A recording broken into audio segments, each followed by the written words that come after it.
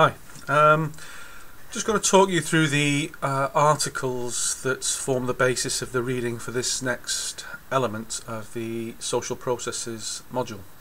The focus is on body image, and it would be no surprise to me if many, if not all of you have addressed in your sports psychology or sports science or health psychology issues around body image in relation to sport and exercise. What I've done in terms of the reading is really look for articles, first of all, that are very diverse, and I'll talk you through the 4 articles very briefly in a moment. And the purpose behind that really is to give you a sense not only of what one might intuitively know or have covered at some other level, undergraduate level, in relation to the potential positive impact on body image of participation in sport and exercise activities, and really just to give you an opportunity to read some interesting articles from really different sort of areas. I'm just looking at the articles now. Well, one of them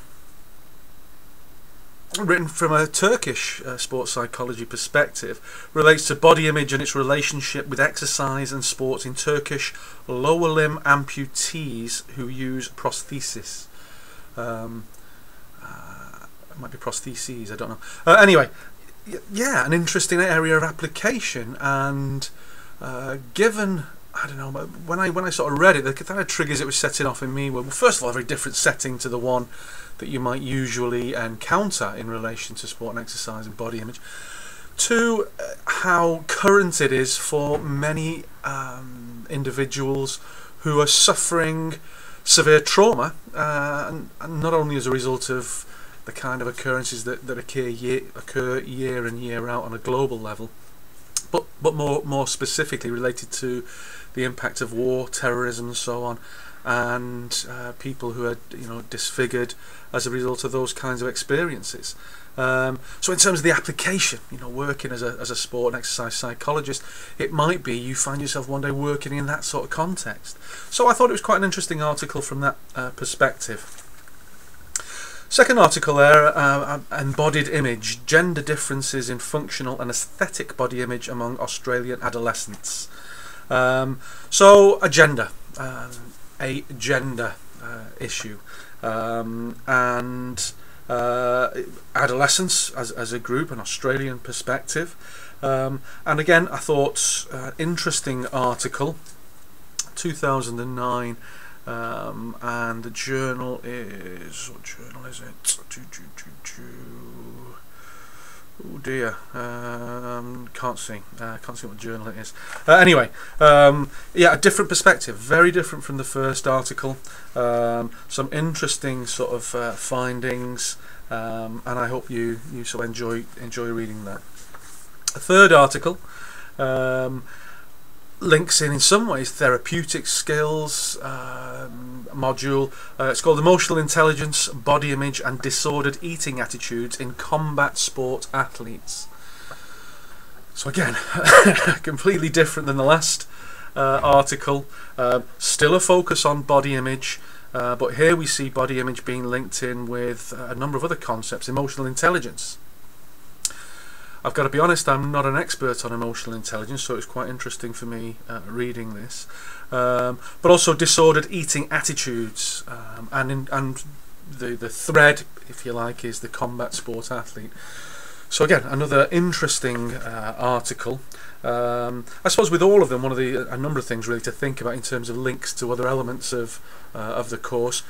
QQM, I mean, clearly as you're reading the articles, one hopes that you're starting to get a more critical awareness of the methodology of how these studies are carried out. The last article I referred to there, the disordered eating attitudes, clearly related to in some way, shape or form the therapeutic skills module, clinical, subclinical issues. And the other element, I suppose, for me is clear links with psychology in action, in terms of what you may be experiencing out there, what you might yet experience in relation to that. And the last article is called Body Matters: Psychophysical Impact of Retiring from Elite Sport. So again, a really different take on body image and its location in the world of sport and exercise psychology. And here we have an article that focuses on, in some ways, transitions, and in this particular instance, transitions out of sport, and you know, the impact on of that process, and the changes in body image as a result of moving out of that process, the impact of them on one's sense of well-being. I mean, in the conclusion, the authors refer to, I quote, as well as social and professional changes, bodily changes might also be a source of potential distressful reactions. So for me, there's something there in terms of recognizing yet another element of the process of transition, and almost thinking about, well, if I were working with you know, an athlete in that context, might that be something I either formally bring into the situation and address, or might it be something that I should be aware of, I could be aware of, so that if it comes up, I'm thinking, yeah, that might be something we need to explore. So I hope you enjoy the reading, and yeah, bear in mind the nature of the reading and its relationship to the assessments. I shall speak to you soon. Thank you.